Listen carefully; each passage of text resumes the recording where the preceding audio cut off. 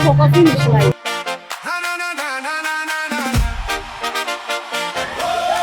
Hata hii sio 6 months.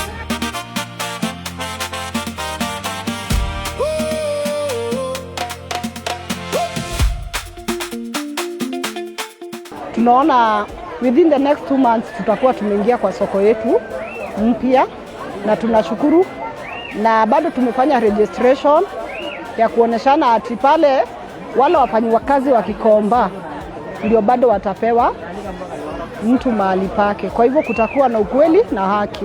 We are around 4,500 traders hapa wa pande ya viatu. Hakuna mtu atabaki hapa. And the reason as to why he want to do so, because he wants to continue doing the phase 2. So watu wa nguo pia ni wanakuja hapa ili na wao waweze kujengewa soko yao. We are in around 75%. The structure is done for block 1 and 2. The only part remaining is for the structure block 3, which is only 1 floor, to make it 4 floors. The number of workers we have is around 237. Those are the both skilled and unskilled. And also part of the roof work is also in the progress. Na vile inajengwa, it's being customized in a way yenye sisi tunataka, because the planners ama the contractors, they may not know the user needs.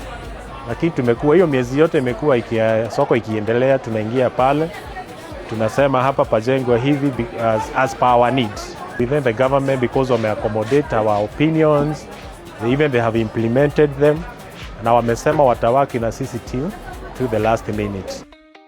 It is not done until it is done. Rome was not built in a day. Success is not a flash. It is built incrementally.